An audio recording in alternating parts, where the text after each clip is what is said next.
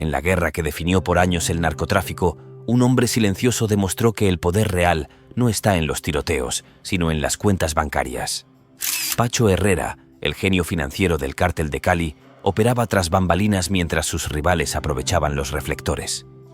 Cómo un mecánico industrial se convirtió en el arquitecto de la red de lavado de dinero más sofisticada de América.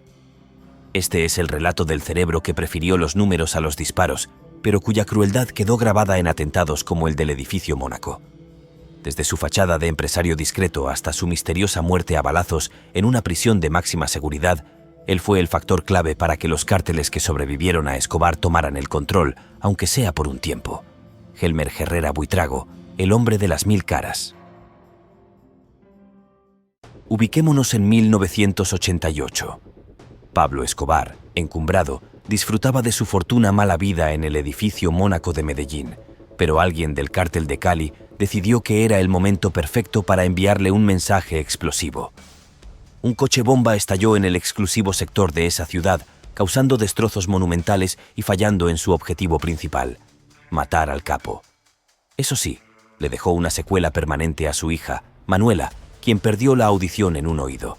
Detrás de este ataque estaba la mano discreta y letal de Helmer Herrera, un tipo que prefería discreción llenando su billetera a los reflectores. Este cerebro financiero había resuelto que Escobar necesitaba una lección de humildad, y qué mejor manera que volando su edificio por los aires. La bomba no fue un acto aleatorio, sino un capítulo más en la telenovela violenta que enfrentaba a ambas organizaciones. Mientras el agredido prefería los tiroteos espectaculares y los escapes cinematográficos, su agresor rara vez optaba por ataques directos y fríos, pero cuando los hacía, eran tan calculados y sangrientos como este.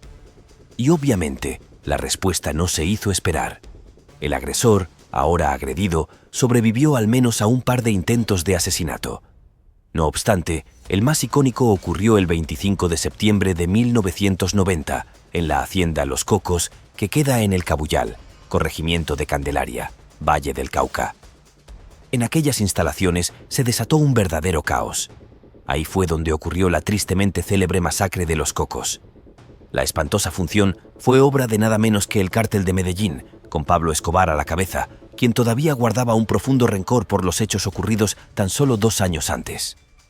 Su blanco era el cerebro detrás del atentado anterior, uno de los pesos pesados y líderes del Cártel de Cali. Este sujeto no era cualquier personaje, manejaba muchísimo dinero y era un fanático empedernido del fútbol. Así que, para él y sus muchachos, eliminarlo era dar un golpe directo a la competencia. Esa fatídica mañana, la escena era dantesca. Un camión con 23 pasajeros disfrazados de policías, con ametralladoras, rifles, pistolas y hasta granadas, listos para sembrar el terror. Su misión era liquidarlo, sin más. Pero la cosa no salió como ellos querían. Pacho logró escapar ileso, aunque por poco no la cuenta. Más allá de lo que le pasó a él, esas bestias se pusieron a disparar a lo loco, como en una película de guerra. Al final, 19 personas terminaron muertas.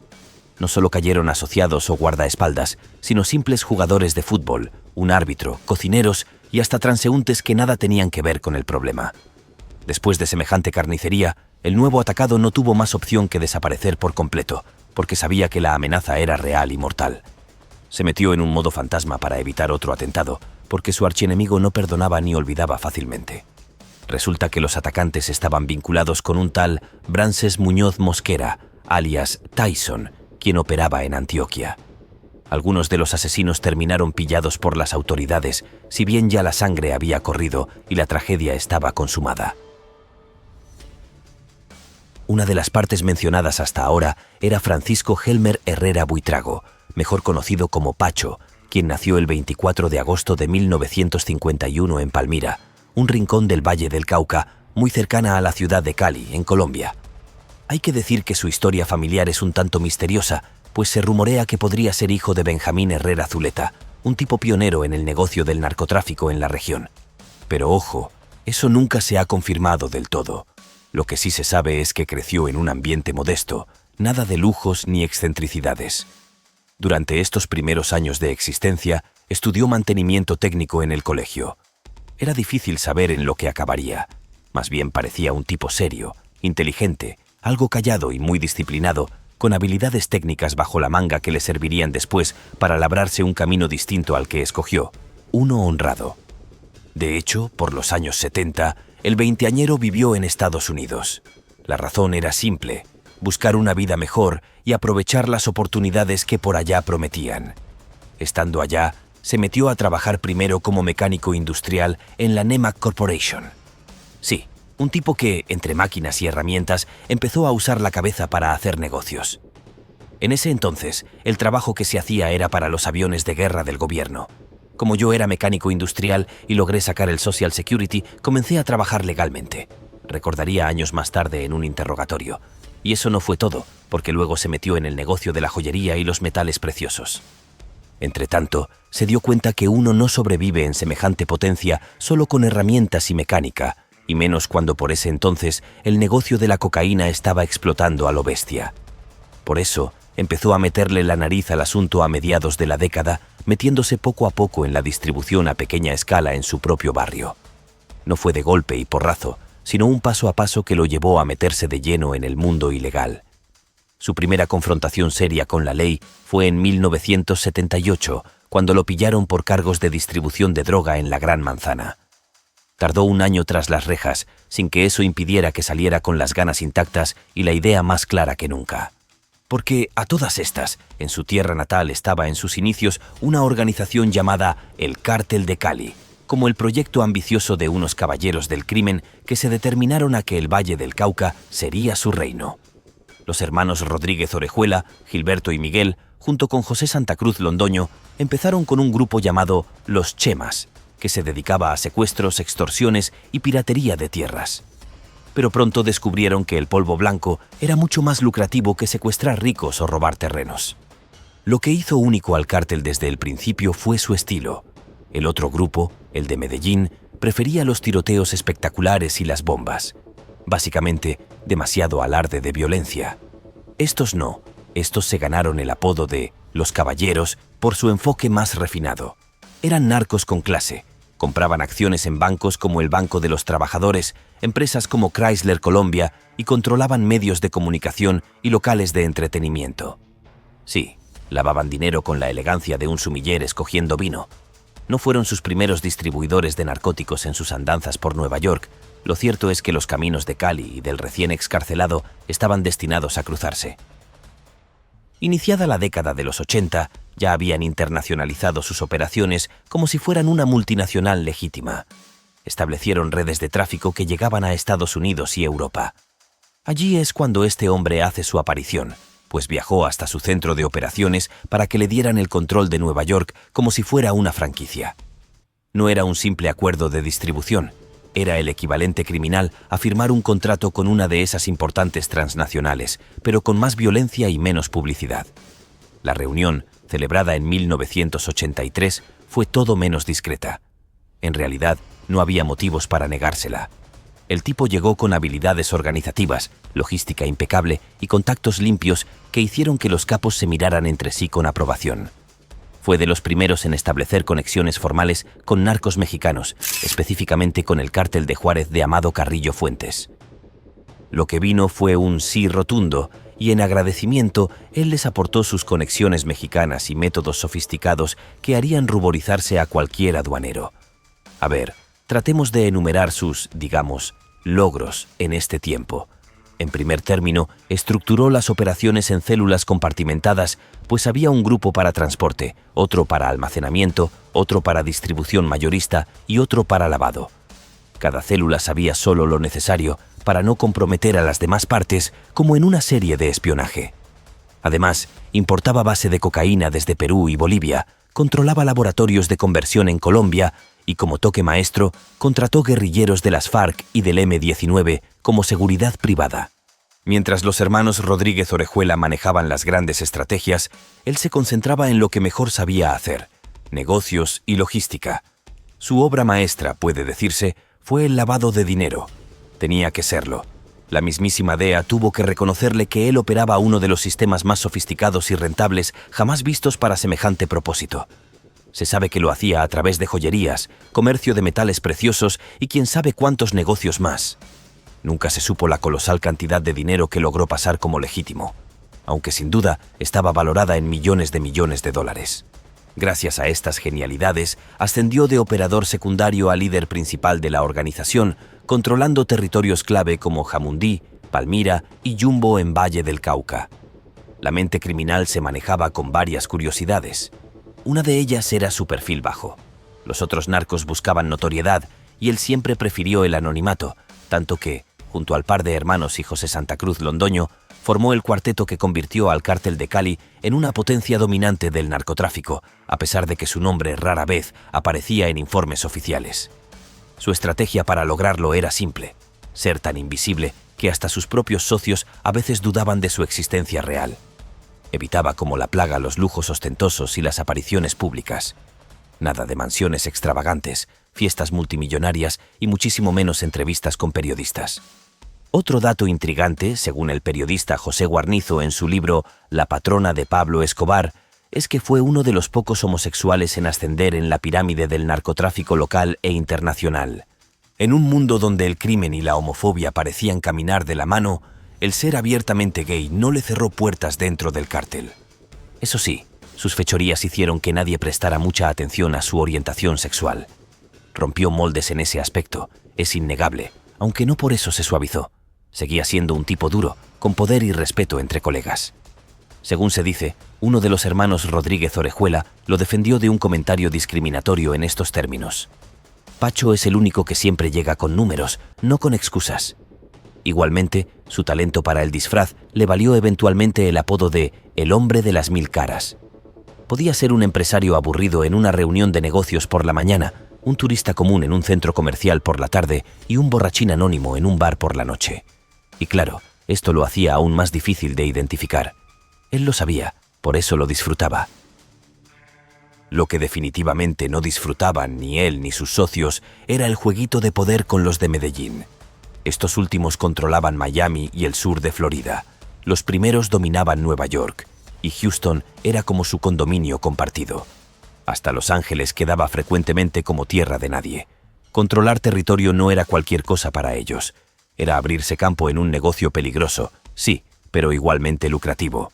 Para este punto de los hechos, el narcotráfico colombiano era un dispensador de fajos de billetes. El cártel de Medellín movía semanalmente toneladas de esta última como si fueran camiones de reparto, y en su mejor momento se estima que ganaban alrededor de 200 millones de dólares al día, lo que se traducía en miles de millones anuales. Su líder, con una fortuna personal calculada entre 30.000 y 42.000 millones de dólares, era considerado uno de los hombres más ricos del planeta. El cártel de Cali, por su lado, prefería pasar desapercibido. Su lema era sobornar, no disparar. A estas alturas ya controlaban cerca del 30% de la cocaína que entraba en Estados Unidos y su objetivo era desplazar a la competencia, cosa que lograrían ocasionalmente con la debacle de Medellín. Eran tan profesionales que usaban aviones de gran tamaño para sus envíos, intercambiando la mercancía por millones en efectivo con una eficiencia envidiable. Y se calcula que sus ingresos anuales rondaban los 7.000 millones de dólares, convirtiéndose en una de las empresas criminales más exitosas de la historia. En una de esas, Pablo Escobar y Pacho Herrera comenzaron a tirarse pullas por el control de Nueva York. El teniente del primero de ellos, Rodríguez Gacha, intentó meterse en el patio trasero del segundo, lo que sería el equivalente narco de cruzar la raya en el parqueadero. La gota que derramó el vaso fue el arresto de Jorge Ochoa en 1986. Medellín sospechó inmediatamente que sus colegas de Cali tenían algo que ver, aunque nunca hubo pruebas. A partir de ahí, la cosa se puso fea. Mientras los segundos preferían sobornar jueces y políticos con la elegancia de un caballero, los primeros optaban por volar aviones y edificios como si fuera una de esas obras de acción. Las grietas filosóficas eran cada día más evidentes. Los Rodríguez Orejuela manejaban el negocio como elegantes presidentes de una multinacional, mientras su adversario gobernaba como un tiranuelo tropical arrabalero con complejo de Robin Hood. Esta divergencia de estilos chocaba cada vez más. Eran demasiado diferentes. El detonante fue el evento con el edificio Mónaco y, como represalia, la masacre de los Cocos.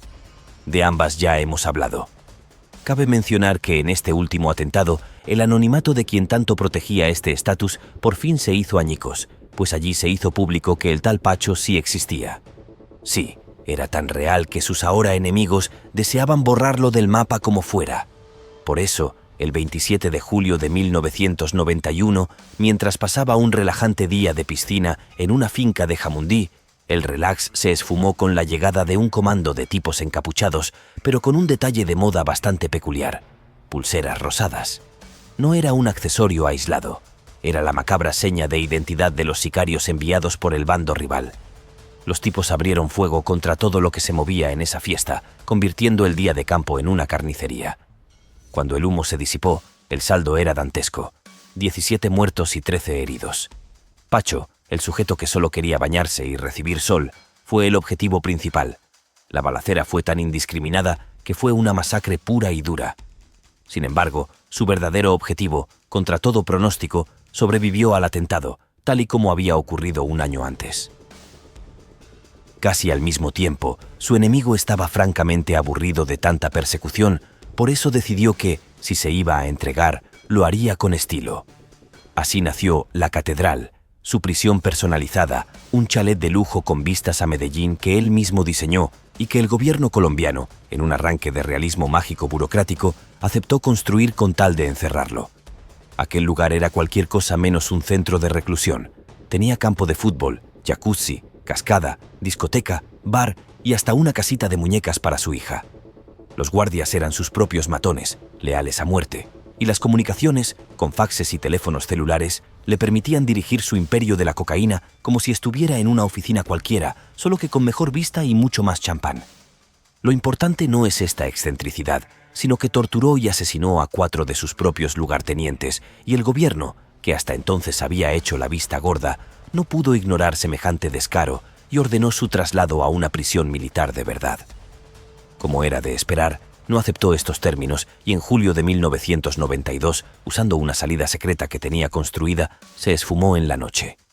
Pasaron muchas cosas con el lugar, pero el más inquietante es que se habló de un álbum de fotos incriminatorio, con toda una colección de nombres, conexiones y actividades sucias que era la bomba de relojería perfecta. Esta lista se convirtió en la traición definitiva para muchos, incluyendo a su enemigo, el técnico del grupo rival, de quien nuevamente se confirmaba su existencia, y para remate, ya había al menos una imagen suya en manos de las autoridades. Sí, no era fácil. Tampoco lo era lo que ocurría en Norteamérica. Por aquellos tiempos, la DEA recargó sus baterías y lanzó la Operación Kingpin, una movida que apuntó directo a 2 de las células de distribución del cada vez menos misterioso Herrera en Nueva York. Nada de andar con medias tintas. Esto fue una invasión tecnológica contundente, con más de 100 intervenciones telefónicas simultáneas a teléfonos celulares, todas bien autorizadas por los tribunales, lo que les permitió recoger chismes como nadie. La cosa fue tan intensa que parecía sacada de una película de acción. Es en serio. El organismo público tenía tantas orejas posadas sobre esas llamadas que pudieron agarrar casi a 100 traficantes en una sola operación. Nada mal para un solo golpe. Y no solo eso, también se llevaron más de 20 millones de dólares en efectivo y otros activos, además de más de 2.5 toneladas de cocaína. Pero el saqueo no paró ahí. De igual forma, incautaron registros de transacciones y equipos de computadoras que dejaron a la DEA con una radiografía mucho más clara de cómo funcionaba la estructura celular del cártel de Cali. Esos vándalos se habían modernizado tanto que hasta contaban con una base de datos, con sus distribuidores y redes. Tanta tecnología para que al final les sirviera de prueba en su contra, pues fueron el mapa del tesoro para desentramar el negocio desde adentro. Fue un golpe muy acertado, y empezaron a correr otros rumores. Por ejemplo, varios enemigos del líder de Medellín formaron la asociación de vecinos más violenta, los Pepes, que no era una marca de refresco, sino el acrónimo de Los Perseguidos por Pablo Escobar. Como podrás suponer por su nombre, la misión era hacerle la vida imposible con unos métodos que, irónicamente, él mismo habría aprobado. La carta de presentación fue una ola de violencia pura y dura. Bombazos, asesinatos selectivos, propiedades reducidas a escombros. Nada se les resistía. Su especialidad era eliminar a cualquiera que oliera a Pablo. Guardaespaldas, contables que llevaban las cuentas del polvito blanco, abogados que intentaban defenderlo. Los dejaban bien muertos y con mensajitos intimidatorios para que el resto entendiera la indirecta. El rumor era que, detrás de toda esta operación, había un financista muy gordo, el cártel de Cali, y entre quienes soltaban la pasta destacaba un nombre. Sí, el hombre de las 1000 caras, el mismo que había sobrevivido a 2 intentos de asesinato casi seguidos. Para él, financiar a los Pepes era la revancha perfecta, una forma de devolverle al incómodo capo con intereses todo el daño recibido. Lo curioso es que, en su cruzada personal, los Pepes terminaron siendo los mejores aliados extraoficiales de la policía y los organismos de inteligencia colombianos.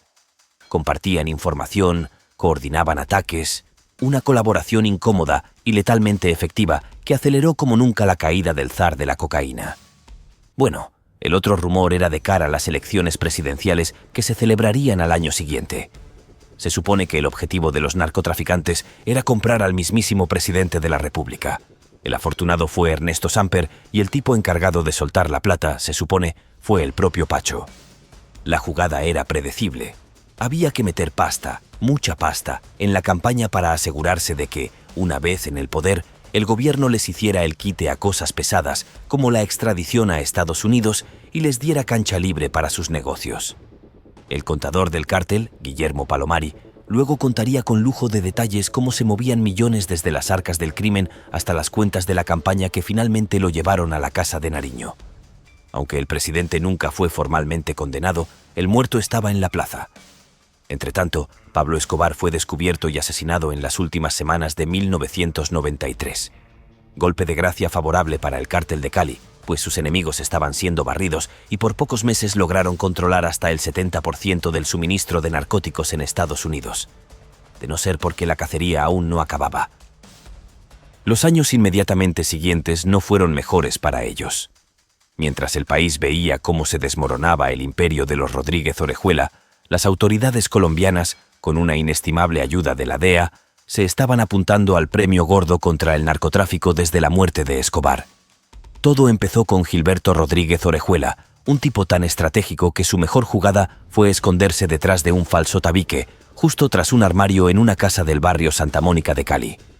El 9 de junio de 1995, después de que las autoridades registraran el lugar durante una hora, lo encontraron. En un arranque de dignidad inesperada, se rindió pacíficamente. Su captura fue un golpe maestro que anunció el principio del fin para su organización. Luego, el día de la independencia de los Estados Unidos de ese año, pero en Colombia, José Santa Cruz Londoño tuvo su propia celebración interrumpida. Fue arrestado en un restaurante al norte de Bogotá. Famoso por ser escurridizo, hasta el punto de haberse hecho varias cirugías plásticas para evitar ser reconocido, vio cómo su suerte se torcía y acabó entre rejas en la prisión de La Picota. El 6 de agosto le tocó el turno a Miguel Rodríguez Orejuela. Una pista llevó al bloque de búsqueda a un apartamento en el occidente de Cali. Tras una vigilancia meticulosa y un allanamiento, los agentes lo encontraron escondido en un compartimento secreto dentro de un closet, acompañado de su exesposa. No hubo declaraciones pacifistas esta vez, solo el bochorno de ser sacado de su escondite como un adolescente pillado en una fiesta.